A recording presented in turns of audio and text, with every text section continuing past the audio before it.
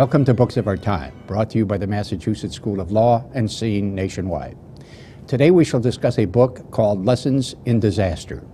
It deals with the life and actions in the early 1960s of one of the architects of the American disaster in Vietnam, McGeorge Bundy. With me to discuss his book is its author, Gordon Goldstein, and I am Lawrence R. Velvel, the Dean of the Massachusetts School of Law. Gordon, thank you for coming up from New York. Thank you for having me on your program. To discuss a most interesting book to those of us who, like me, lived through this period as adults. I consider it the formative experience of my generation, like World War I was, the Depression and World War II were for different generations. I think this was for mine. Bundy was one of the architects of this, but maybe before we discuss what happened in the 60s, you could discuss a little bit about Bundy as a person, who his family was. He had great intellectual accomplishments prior to 1960. Perhaps you could discuss some of that and other things that fill in the background of McGeorge Bundy as a person. Sure.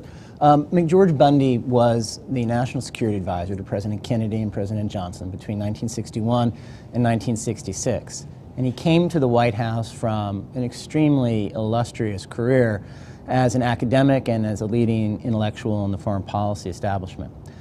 He was born in 1919 and raised in Boston. He was part of an illustrious New England family.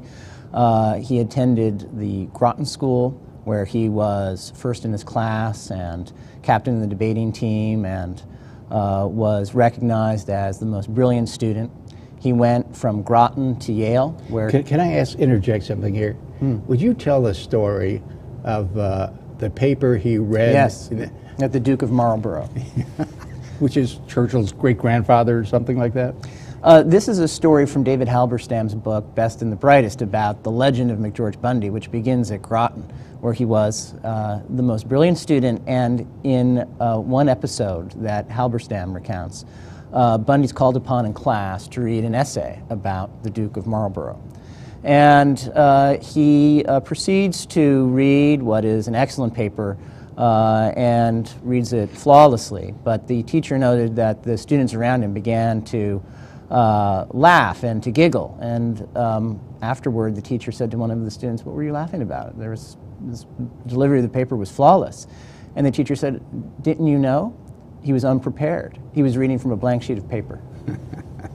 We've had one other identical but reverse story told on this program by a fellow named Ira Burko. I won't get into it, but he finally gave up and told, he had written a poem, he finally gave up and he told the teacher, okay, it was written by Charles Dickens, but he was reading from a piece of paper, you know. Anyway, all right, so go ahead. So you had him at Yale. So he was at Yale, and at Yale he was a member of the secret society Skull and Bones. He was, again, the most brilliant student on campus, columnist for the Yale Daily News, and widely regarded as the rising star. From Yale, he went to Harvard. Now let me interject something else, if I may. I hope you forgive my constant interjection.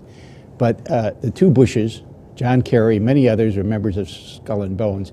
You said Bundy was regarded as a rising star. That meant something in those days when you were from Yale and from Skull and Bones, didn't it? Well, it still means something, but at that time it was particularly significant because that fraternity was an incubator of sorts for men who would go on to very significant positions of prominence in American public life.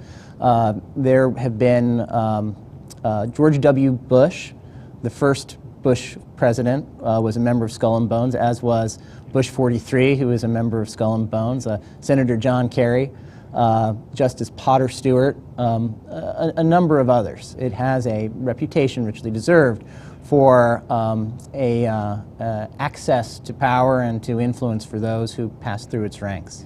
But so what happened after Yale? After Yale, he went to Harvard, where he was inducted into the Society of Fellows, which was the most elite graduate program of its kind. At Harvard, to be a member of the Society of Fellows, you had no academic requirements other than to pursue a project of interest. So the project that Bundy pursued as a student at Harvard, in the equivalent of a PhD program, was to work with Henry Stimson, the former Secretary of War to President Roosevelt, on Stimson's memoirs, which were entitled On Active Service in Peace and War. And that was yet another way in which Bundy was groomed to be part of the foreign policy establishment. If I may establishment. interject something, people today, maybe you could tell people today a little bit more about Henry Stimson from the years roughly 1905 through 1945, when he was constantly at the pinnacle of the government, was he not?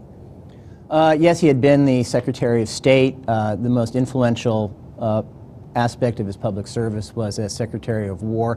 He was one of the pivotal decision makers in the American choice to use the first atomic bomb, the first and only time that nuclear weapons have been used, in Hiroshima and Nagasaki. He was one of the architects of American strategy in World War II, and he had very close relationships with the Bundy family, which was how McGeorge Bundy came to work with Stimson. Mac's father, Harvey Hollister Bundy, was a protege and colleague of Stimson. So when it came time for Stimson to write his own memoirs, and he had just suffered a debilitating heart attack, he needed the assistance of a collaborator, somebody who was prolific and discreet and capable, and McGeorge Bundy, then 27, was the ideal man for that job. Yeah. He became the dean of Harvard at, what, 34 years old or something like that? The age of 34, yes. Very unusual, to put it mildly, I would guess. He had a couple of, you mentioned that he had a couple of famous lectures when he was teaching. And I don't know whether this was at Harvard or later at NYU, I think. But one was on Munich, and the other was on the firing of Douglas MacArthur. Correct. Here's my question. Do you think that the focus on Munich affected his thinking later on during Vietnam?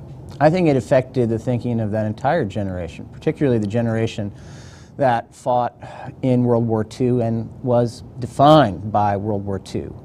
The so-called Munich appeasement was, for that generation, the great cautionary lesson of Hitler's rise to power. And I think it had a very significant influence. Dean Rusk, who would go on to be Secretary of State in the Kennedy and Johnson administrations, was constantly returning to the theme of Munich and appeasement. And that's why Rusk in particular thought it was so critical for the United States to fight in Vietnam. Yeah. It's ironic that another cautionary lesson for America could be considered to be Vietnam, for precisely the opposite reason. But we'll get into that later, because I know you have thoughts about the Gulf War and the Iraq War and so on that relate to this. David Reisman made a fascinating comment, which you talk about, when Bundy left the deanship at Harvard to become Kennedy's national security advisor. You want to elaborate that just a little bit? David Reisman was one of the prominent academics, social scientists recruited by Bundy to join the Harvard faculty in the 1950s. And he said upon Bundy's appointment to become the national security advisor at the tender age of 41, serving a 43-year-old president, said, I grieved for Harvard because Harvard lost the perfect dean. And I also grieved for the country because I thought that those qualities of arrogance and command that were so effective for Bundy at Harvard could be very dangerous in the White House. It's pretty fantastic when you see what happened to Larry Summers, to think that the qualities of arrogance and command could be successful at Harvard, but I guess it was. How did you you personally happen to come to collaborate with Mick Bundy on what were originally supposed to be his remembrances, his recollections? My relationship with Bundy on the book was preceded with another relationship in which we collaborated on a project about the global non-proliferation regime He was the chairman of an international task force of arms control experts and diplomats who were looking at ways to reinforce the role of the UN Security Council in preventing the spread of weapons of mass destruction. I was the staff director of that project, which was sponsored by the Rockefeller Brothers Fund. So we had a collaborative relationship and a working relationship on that basis. And then in the spring of 1995, Robert McNamara, former Secretary of Defense and one of Bundy's closest colleagues and friends from the Kennedy and Johnson years, published his own memoir about Vietnam called In Retrospect, in which he said, and this made the headlines at the time, front page news, "We were wrong, terribly wrong, about fighting the war in Vietnam." And that was an incendiary moment because McNamara was, in essence, rejecting the war he had so passionately advocated. And he took an enormous amount of heat for it. He came under great criticism for having promulgated a war that he said he lost confidence in as early as 1967, and for not having taken account of his errors earlier. And so despite the intense criticism that McNamara was submitted to, Bundy decided that he too would have to grapple with the unanswered questions about Vietnam, and he contacted me and said, "You've seen McNamara's book?" I said, "Yes." He said, "I've decided I have to do this myself.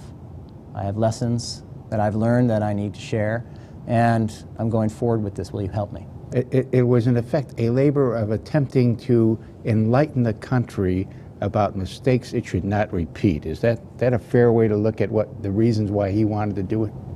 Yes. He said in one of the fragments of uncompleted text that he wrote in the course of this collaboration that we shared, he said, as one who makes frequent visits to the Vietnam War Memorial in Washington, I feel it's a heavy responsibility upon all of us who had a part in this great failure to try to draw the lessons from it.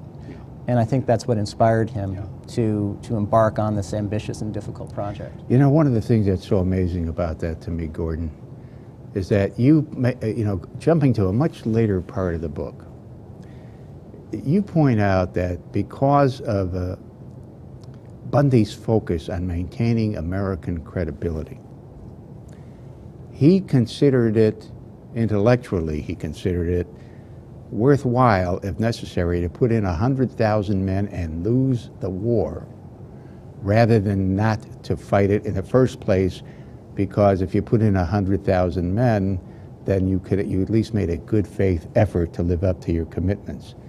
And here, obviously, he didn't reckon with what might be like to look at a wall with 20,000 names on it, or 25, in Vietnam's case, 58,000 names on it. And he and McNamara both took an awful lot of heat, I think deservedly, for fighting a war that was not winnable. And of course, you point out, and there was a lot of bitterness too when McNamara wrote that book about the fact that he was doing a mea culpa for a war that he knew couldn't be won with 500,000 men, or maybe with 1 million men, for that matter. Well, anyhow, that's just how did you work with Bundy? You pointed out about a fragment. Explain your working style with Bundy and his working style. The method of our collaboration was to use the documentary materials and the empirical materials available that recorded the decisions made by the United States government between 1961 and 1965, the years that we were focusing on, the years in which Vietnam became an American war. How did that stuff all become into the public sphere? Was that released by the government? It's released by the government. There is a remarkably valuable series of documents that are published on a regular basis by the government. It's called the FRUS series, Foreign Relations of the United States. And it catalogs all of the decisions, the meetings, the memoranda, the studies by all of the elements of the United States government, the State Department, the Defense Department, the Central Intelligence Agency, the White House National Security Council. And when we embarked on our study, the years 1961 to 1965 had been declassified, and those volumes had been published. And what was not available there was available in the archives. So our method was to use the documentary record and study it as methodically and assiduously as we could to understand how decisions were evolving during that time. Would you and he discuss individual parts of the record? Would he write up things? How did this work exactly? I would propose an agenda for the meeting. I would prepare memoranda. I would prepare outlines. I would prepare sets of questions, and I would try to direct him and get him to focus on each individual element of a particular chronological period. For example, the period of 1961, which is one that we studied in great detail, prompting him by showing him the memoranda that he had written and stimulating him to respond to memoranda that others, such as Bob McNamara, had written. And that was our method, and that became the catalyst for the conversations, the interviews that I conducted. I worked with Bundy for more than 18 months on this Vietnam project, and fortunately his assistant had the prescience to tape record almost all of those meetings, and we have transcripts of all of those discussions. So I have a remarkably complete record of the evolution of his thinking, which allowed me to write my book after he died very suddenly in the midst of our collaboration in September of 1996. So if I understand this correctly, and I don't think I understood it before, in fact, he did not read those memoranda prior to meeting with you, but he might have read them or parts of them while meeting with you, and you used them to prompt questions and to create outlines and so forth. Do I have this right as to how this happened? Well, he was really a voracious reader and voracious consumer of all of the materials that I could pull together. So he was reading 8 or 10 different books at the same time. Okay, so he did read it. And as I point out in my book, he had an almost muscular form of research. He would read every book with a pen, and he would write notes in the margin, almost as if he was conducting a conversation with some of the historians of the war, and conversations with himself, reading things that he had written 3 decades earlier and disagreeing with himself and challenging himself. It was kind of a remarkable thing to see that in print. Yeah, a veritable John Adams. He used to do that too, but with other people's books.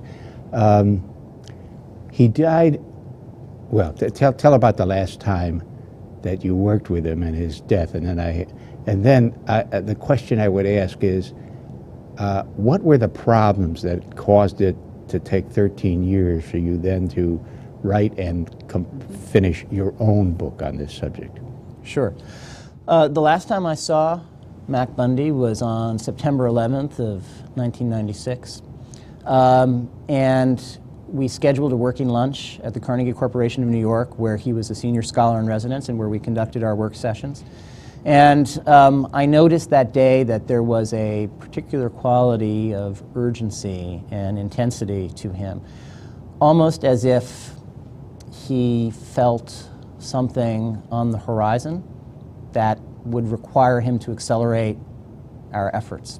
So in that meeting, I sensed his desire to consolidate what we had been working on for the prior 18 months.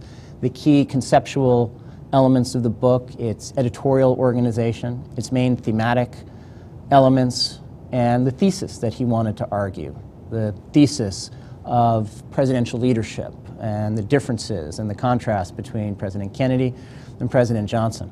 We met for 5 hours on that day, and it was both stimulating and exhausting.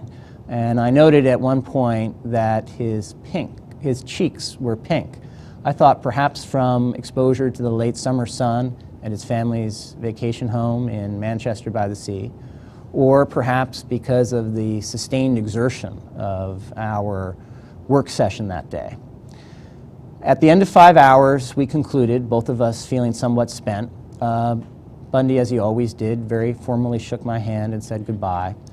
And I left, and then 5 days later I got a phone call informing me that he had died of a massive heart attack. The elements of our collaboration were inchoate, but they were numerous. We had the fragments that he was writing, the unfinished components of a memoir and retrospective analysis of the war, and we had the hours and hours and hours of conversation and dialogue and interviews that were conducted. And these became the elements that I worked with to assemble a book. First, with the cooperation of the family and at their encouragement, a book that would be an edited volume of his Vietnam papers incorporating our efforts in the last 18 months of his life. That book was to be published by Yale University Press. It was completed. It was submitted to Yale. An independent expert review committee studied it and evaluated it and unanimously recommended it for publication. That was in 2002. And then from 2002 to 2004, there was a period of pause and hesitation on the part of the Bundy family, particularly from Mary Bundy, McGeorge Bundy's widow. And in 2004, she decided that she did not want to proceed with a posthumously published edited volume of Vietnam papers. And so I set off to write my own book based on my experience collaborating with Bundy. And that's why I say my book is about Bundy, but not a book by Bundy. While it incorporates elements of his fragments and it incorporates the work we did together, it is very much a work of independent scholarship and analysis that I've undertaken, reflecting my conclusions as well as his.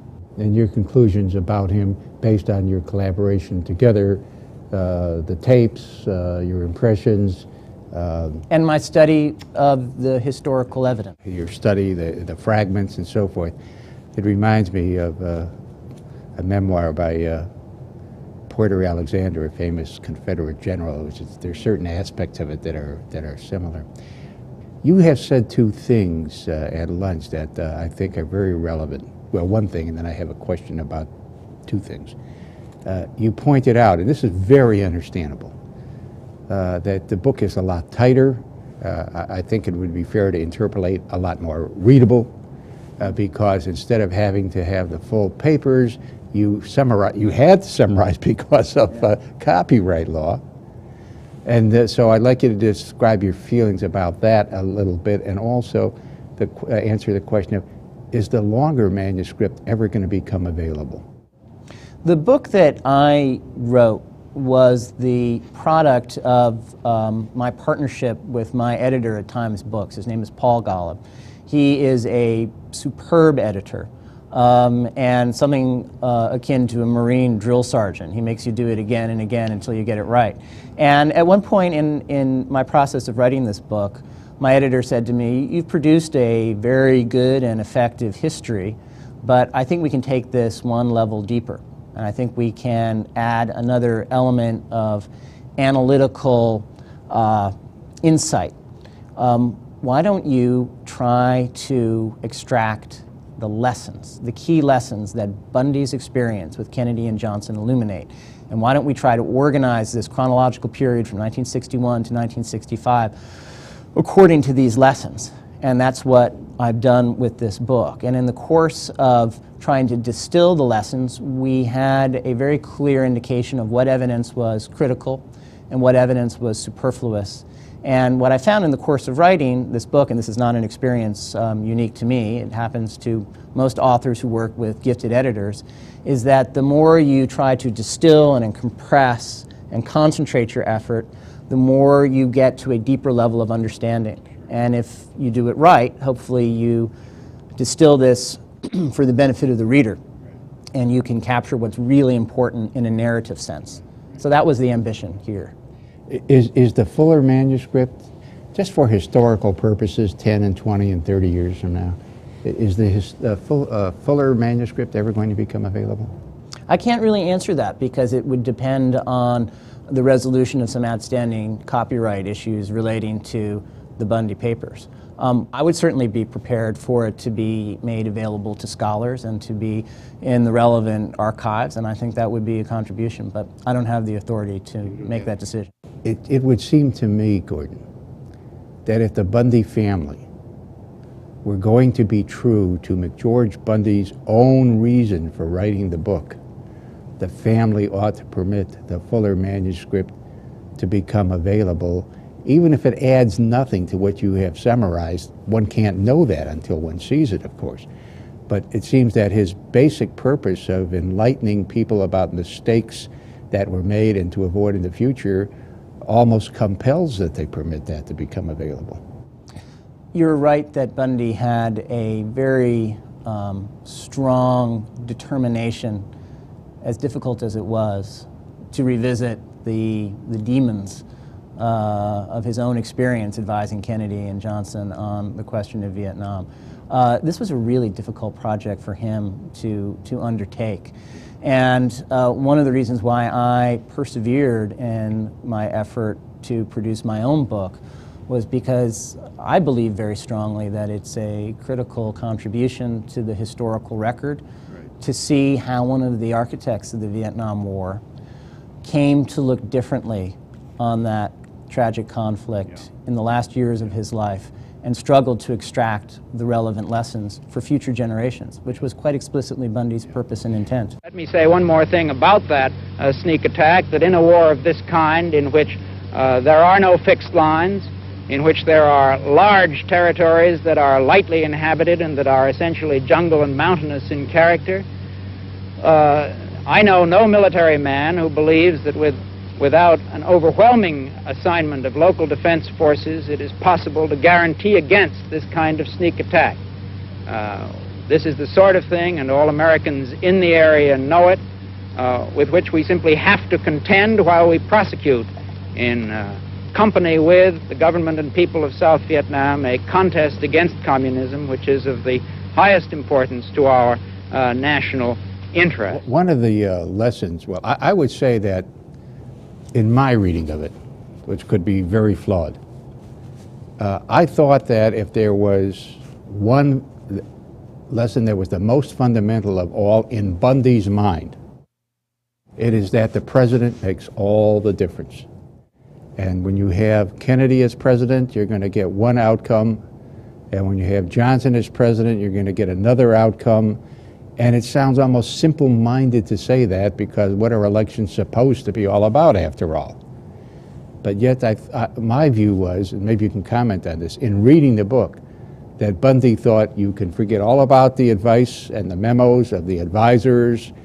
It's who's sitting in that #1 chair that's going to make all the difference as to what happens.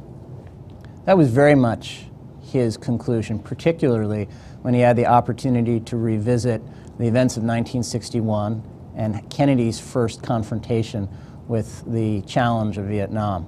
And with respect to that narrative, Bundy was fascinated to observe something that he did not recall, but which is quite clearly played out in the empirical evidence of the period and in histories that have subsequently been written. In 1961, President Kennedy was presented with the first proposal to send in ground combat forces to South Vietnam.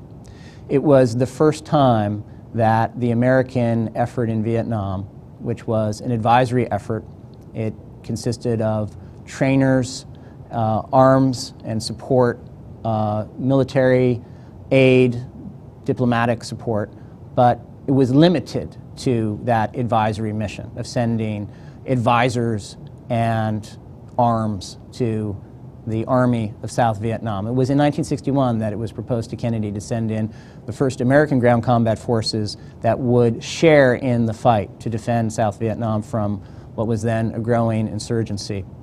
And Kennedy was presented with this proposal no less than half a dozen times in 1961. And again, he would deflect it and he would parry it. But his advisors were growing emboldened.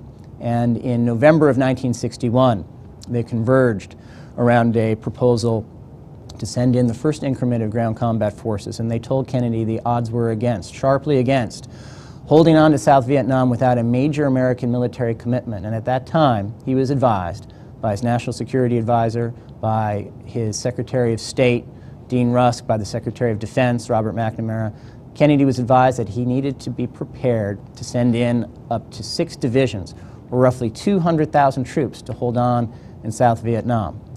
And Kennedy flatly rejected this proposal.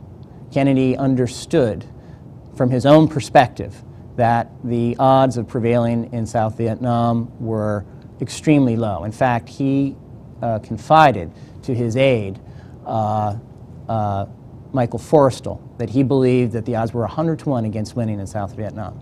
He listened in that summer of 1961 to General Douglas MacArthur, who advised him that the biggest mistake the president could make would be to fight a land war in Asia. That even if we send in up to 1 million troops, they would be subsumed by the greater forces that the adversary could bring to bear.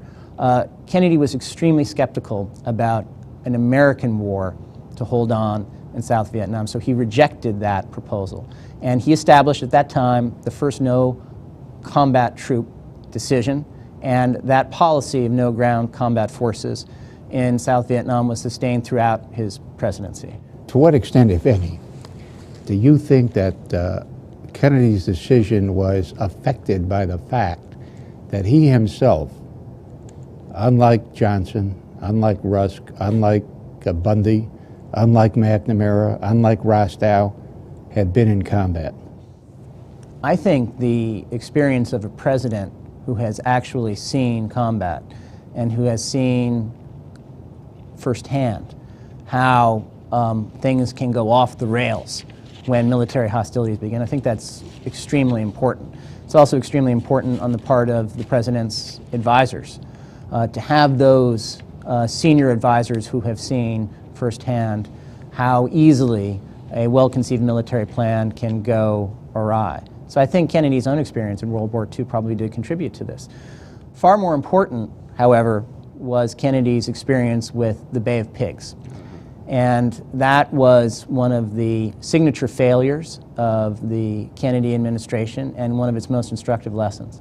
In April of 1961, just 3 months after Kennedy had assumed power, he reluctantly approved something known as Operation Zapata, which was the plan to send in 1,300 Cuban exile forces, then being trained in Guatemala, into Cuba to foment a revolution and to be the basis of a force that would take on the regime of Fidel Castro. And of course, as we all know, the Bay of Pigs became an immediate disaster. These forces of 1,300 Cuban exile fighters were soon surrounded by 20,000 Cuban troops. They were supposed to have a clean exit to the mountains, but that was blocked by 80 miles of impassable swamp. And within a matter of days, they were essentially surrounded and defeated. There was a moment when the fate of that operation could have been reversed, but it would depend on the United States sending in the Marines and air support.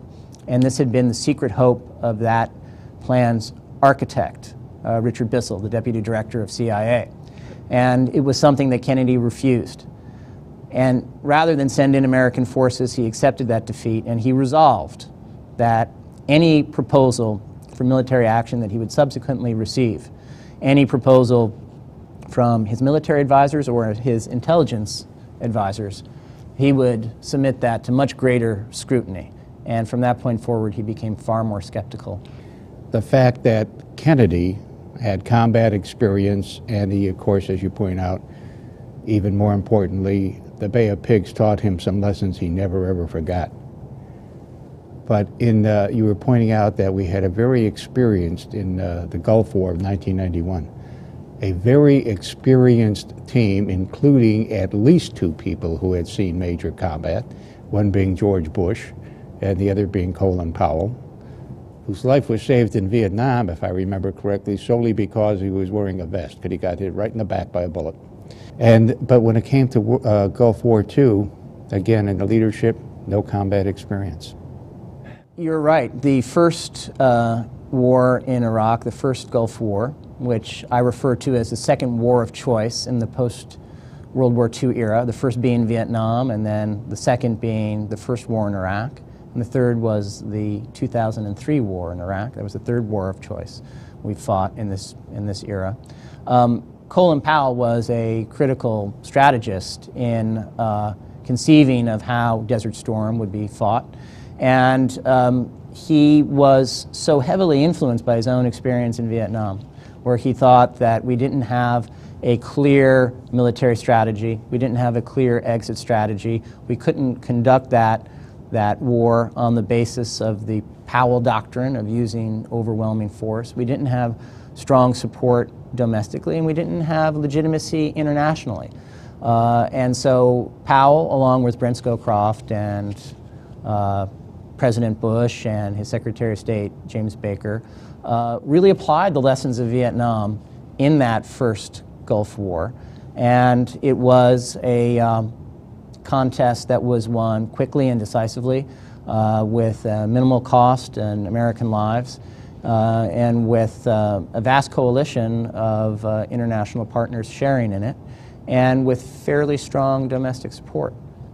But that was, I believe, because you had a generation of leaders like Colin Powell and like Brent Scowcroft, who was a former Marine, rather an Air Force general, who were military men, who understood the risks of applying military power, who understood its limitations, and who understood the lessons of Vietnam. Yeah.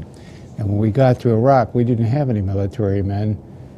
And the one military man who should have spoken up, Tommy Franks, collapsed and said, you want 100,000, you'll get 100,000. I mean, the original plans had called for 300,000. And there are people in high military positions today who are advocating for 200,000 and 300,000. And God knows in the long run, well, let's just say they weren't wrong. Who knows what would have happened had it been done, but they weren't wrong. Eisenhower is very interesting because you point out that when the day before, I think it was the day before Kennedy took office, they had that famous, now famous conference, and Eisenhower said, Laos is your biggest problem. Now, how did a fellow like Eisenhower come to think, and later he said, we mustn't lose in Asia, referring to Vietnam. He said, you must, in effect, he was saying, you must fight in Laos. He was willing to use nuclear weapons, maybe because he thought that's what had ended the Korean War. It's so peculiar that Eisenhower had this very, very aggressive attitude, and in fact, I suspect, one doesn't know this, you don't comment on this, but perhaps Bissell thought, because Bissell, you say, did think the president was going to have to provide air power at the Bay of Pigs, and maybe he expected that Eisenhower would have. Anyhow, there's a whole bunch of questions wrapped up in there. You're right to point out how incongruous Eisenhower is as a figure advising presidents after he leaves office. It is really the contrast to how he made these types of decisions when he did serve as president. In 1954, the French in Indochina were still the preeminent power, but in April of 1954, the Viet Minh resistance laid siege to the military base, the French military base at Dien Bien Phu. And it was at that time that the French made an urgent appeal to the United States to provide military power, men, ground forces that would come in and support the French. Eisenhower adamantly refused. And it's quite interesting, there was a secretly recorded phone conversation from the time that has subsequently been declassified, in which Eisenhower shares with a colleague his sense of frustration, that all of his advisors were in essence putting the pressure on him to send in American forces when he thought that that was a step that we should never take. And so he held the line there, and Eisenhower never sent in ground forces into South Vietnam. But when he leaves office, the day before the inauguration, he tells Kennedy, the biggest crisis you're going to face is not Cuba, it's not Berlin, it's Laos. And then in subsequent years, as he advises President Johnson, Eisenhower, even at one point, tells Johnson that he should contemplate using tactical nuclear weapons in Vietnam. And it really is at variance with the caution he exercised when he himself was serving as commander-in-chief. And when he himself was serving as president and was under all this pressure in '54, the pressure, if I remember correctly, you don't discuss this, but from other things, Nixon and Admiral Radford, who I think was the chairman of the Joint Chiefs at the time, were advising the use of nuclear weapons. They would have done anything to prevent the French defeat in Indochina. Eisenhower said no to that too, if my memory serves, as well as, I mean, obviously he didn't use them, but I think he was being advised to use them, as well as saying no to ground troops. The other very formative idea, I think, I don't know if formative is the right word, another crucial idea that you talk about and Bundy spoke of was the Cuban Missile Crisis, where Kennedy de facto rejected the advice of everybody who was dealing with it, except conceivably his brother. And I say conceivably because I'm not sure where his brother stood at certain points. But why don't you elaborate that, because that's a very important thing, as well as the Bay of Pigs having been important. At the Bay of Pigs, it was a disaster because Kennedy did not exert total command over the process. And the lesson he learned was that counselors advise, presidents decide, and that when he was faced with another crisis, he would have to manage it and become his own crisis manager. And that's precisely what he did at the Cuban Missile Crisis in October of 1962. The crisis begins, curiously enough, at a dinner party McGeorge Bundy and his wife were hosting in Washington. And Bundy got a phone call from Ray Klein, one of the deputy directors of CIA, reporting that aerial reconnaissance photos showed that the Soviet Union was deploying intermediate-range nuclear weapons on the island of Cuba. Now, you would think that any national security advisor getting this information would immediately contact the president. Bundy made a very curious decision. He decided to go back to his cocktail and dinner party. And he said subsequently that I decided that a good night of rest was what the president really needed rather than any kind of hastily called live meeting. Today, for tomorrow we may die. So at 8 a.m. the following day, Bundy found President Kennedy in his pajamas in bed reading the morning papers, and he dropped a proverbial bombshell and told him that the Soviets were deploying these weapons. What subsequently happened over the following 13 days is a story that's well known. As far as Bundy's concerned, he in essence argued three different positions over the course of that 13 days. In fact, within the first 72 hours, he had advocated first airstrikes, then a quarantine. He advocated doing nothing, and then he reversed his support for a quarantine and then advocated airstrikes again, which was a proposal that Kennedy ultimately rejected because he knew, based on his conversations with Robert McNamara and others, that the military could not provide him with an assurance that if they launched those airstrikes, they could hit every target. They could knock out every one of those missiles.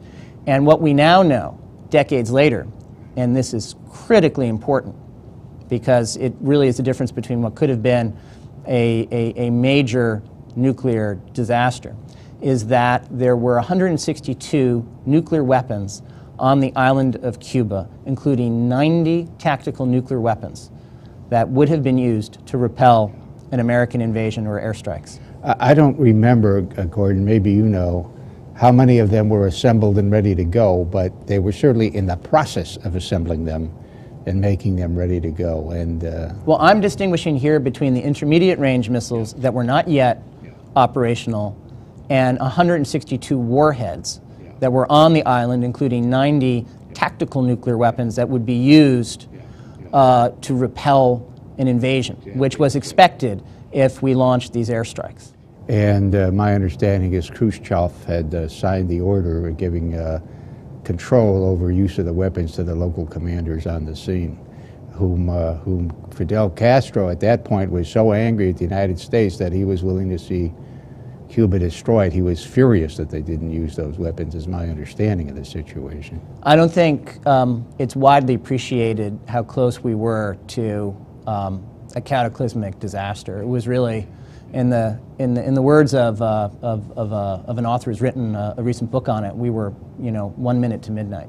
Well, all of this is by way of saying that in Bundy's view, the man who was in the White House made all the difference in the world. And I think your book is the first time I've ever seen anybody come pretty close to flatly saying in answer to the long-time conundrum of whether we would have had a war in Vietnam had Kennedy lived.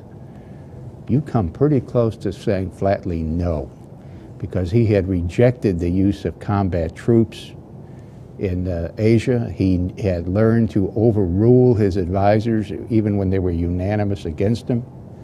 He was extremely skeptical of either the value of Vietnam, its worth to us, our ability to succeed there, and so forth.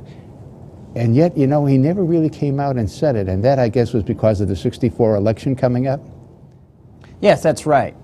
Kennedy has a complicated legacy in this respect, because while he was in power, he established this no combat troop policy, and he enforced it for the duration of his presidency. I happen to believe he would have firmly enforced it in a second term and would have been prepared to see South Vietnam fall to the communists if necessary. Which it did anyway. Which it did anyway, of course. As Bundy observed, the policy that is not acknowledged is easily reversed. And one of the tragedies of Kennedy in Vietnam is that he did not explicitly say, we will never cross this line, because to do so was politically inconvenient for a president who was anticipating an election in 1964 and who was worried about the charge that he was soft on communism, and also in a tactical sense had no particular advantage to be gained by removing from the table the threat of escalating force. So none of these things were stated. You know, one thing that I thought was fascinating, and I had never realized it till I read your book, was that when Kennedy was shot, it all flipped. Because just as Kennedy saw no advantage and possibly harm to him in saying before the '64 election, we will not fight a land war against the communists in Vietnam, Johnson saw no advantage. You know, Johnson didn't want to say, yeah, we're going to fight a land war. So they flipped, you know, completely. The whole idea flipped. Neither of them would say what they were planning to do. Johnson was at least aware of the possibility. He had the Gulf of Tonkin Resolution in his pocket, after all. And he had that from August of 1964, but in the subsequent months after Tonkin Gulf, leading up to the November election, he said on the stump repeatedly, we're not going to send American boys to fight that war. This has to be fought by the Vietnamese. And we're going to give them support, we're going to give them arms and advisors, but it is their war to fight. And so he, in essence, campaigned on limiting American engagement in Vietnam, and this was precisely the limitation that was abandoned in 1965 when he won that election, and he was looking at the first year of his administration. You talk a lot. I mean, I think, Gordon, you're about as critical as one could be, yet be nice about it, of McGeorge Bundy's performance in 1964 as the National Security Advisor to Johnson. Would you please elaborate on what you think he didn't do that he should have used the year 1994 to do? In 1964, the election, in Bundy's view, overshadowed everything else that was going to happen in the realm of foreign policy generally and for Vietnam specifically. He said that from the moment Johnson assumed power, there was a date on the horizon that fixed all of his energy and concentration, and it was the November election. He told Bundy, until then I can't do anything. I'm merely a trustee. And as a result, there was no decision on Vietnam in 1964 to escalate. There was no decision in 1964 to resolve. There was very little fertility of imagination about what we would do and when we would do it if we stayed. There was a discussion of and rejection of the possibility of neutralization, which was what happened in Laos. The large powers convened and made a formal agreement to neutralize Laos. It would neither be a Western or a communist state. It would be neutral. That scenario was promulgated by President de Gaulle, the French leader, who saw it as the only solution for the United States and as a solution that served French interests as well. The columnist Walter Lippmann, who was one of the leading opinion shapers of his era, made multiple arguments for this that were rejected. And so including arguments directly to Bundy face-to-face. Arguments to Bundy made face-to-face, and then arguments made to President Johnson face-to-face. President Johnson at one point says to Bundy, "You're friends with Walter Lippmann. He keeps on banging the drum for this neutralization thing. Get him in here. I want to talk to him about it." Nothing amounted from those efforts. But all of these options were there on the table, and the looming crisis of escalation in Vietnam was quite obvious. There were either going to be some diplomatic scenario to neutralize the country, some form of withdrawal, or we were going to escalate. And the escalation was going to take the form of bombing or ground combat forces, or most predictably, bombing followed by the deployment of ground combat forces. So in 1964, there was this growing pressure, but there's also a very compelling opportunity. McGeorge Bundy, as National Security Advisor, did not have to testify before Congress. He was not accountable to Senator Richard Russell, chairman of the Armed Services Committee. He was accountable only to one man, to the president. And as National Security Advisor, he commanded all of the tools of the government. He had access to every source of information from the intelligence communities, from the Pentagon, from the State Department, and he had all the talent of the government at his disposal. And as I reflected on the missed opportunity of 1964, it became clear to me that there was a chance for Bundy to compose an EXCOM for the Vietnam War. The EXCOM, or Executive Committee, was the apparatus that gamed out the different scenarios in the Cuban Missile Crisis. It could have been established for Vietnam, and it could have been established early in 1964, because everyone knew no major decision was going to be made until after that election. And it could have tested every assumption about escalation. It could have tested the viability of any conceivable American military strategy. It could have been used to rigorously examine whether bombing would work. It could have been used as a laboratory to develop really seriously developed scenarios for the president to examine after the election, when he would have to make decisions about Vietnam. But that opportunity wasn't grasped, and I think it was a missed opportunity. They never considered, did they, how many American soldiers it might take? It's fascinating. When the ultimate decisions were made, they were made in a series of ad hoc troop escalations. There was not a probing study of what it would take to win in South Vietnam. But there were studies of what would happen with bombing, and there were studies of what would happen with the so-called domino theory.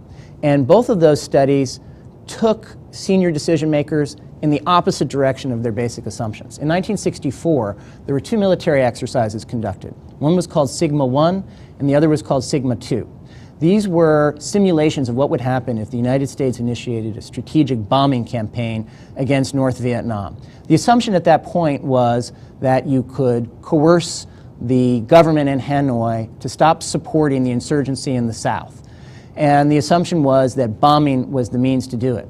But these war games showed clearly that the opposite result would occur.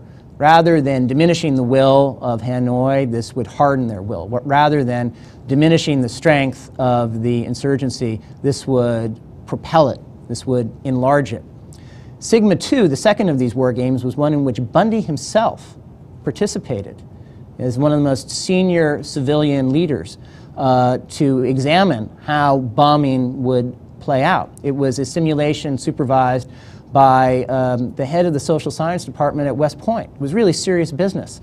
And the results were, in essence, ignored. There was also an intelligence finding in 1964 that was subsequently known as the death of the domino theory memorandum, because it tested the premises of the domino theory, the expectation that if we lost in South Vietnam, that the entire region of Southeast Asia would fall under communist control. And it disputed those findings.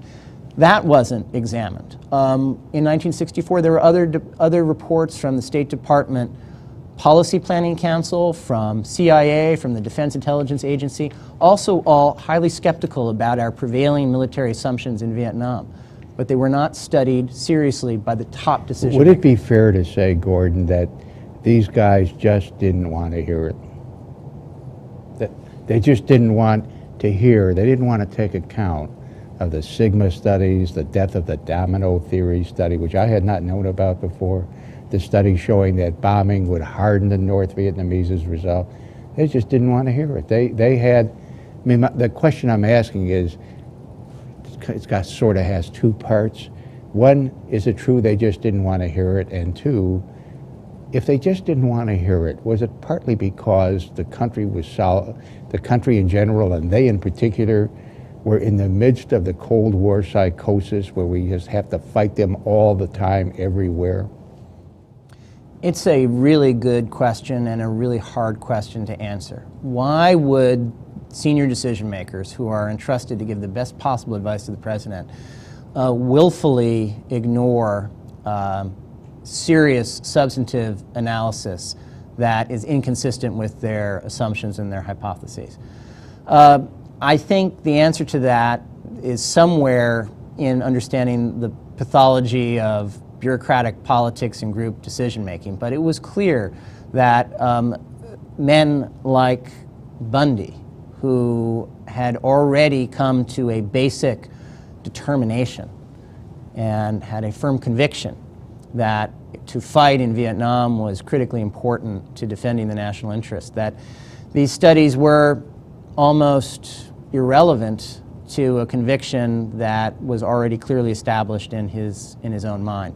And that conviction for Bundy was most clearly articulated in a note he composed to himself on March 21, 1965, just as the war is about to become Americanized.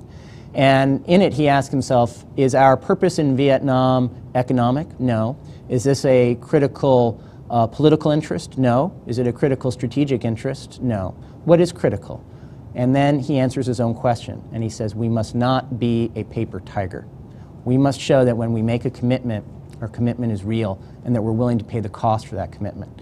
There was a fear that Bundy had, shared by many others in the administration, like Secretary of State Dean Rusk, that if the United States did not fulfill its obligation under the SEATO Treaty, if it did not fulfill its obligation to Saigon, then the whole fabric of American credibility in the Cold War would unravel, and that the credibility of our deterrent would be in doubt, and the credibility of our alliance commitments would be in doubt, and that this would have the effect of undermining the very foundation of American power. So to preserve that credibility, Bundy was prepared to fight a war that he didn't necessarily think we could win, to fight a war that he didn't necessarily think was in American interest, but to even send in, as you alluded to earlier in our conversation, send in 100,000 men and lose, because the outcome would be marginally better to show that we were prepared to pay the cost. Gordon, we have to wrap up this first show. We will carry on again in the next hour, the next show. We will pursue other elements of your book and your thought. So to the audience, I want to say thank you for being with us, and be with us again the next time when we will continue with Gordon Goldstein, who wrote a wonderful book about a most serious period in the life of the country and of his protagonist, McGeorge Bundy.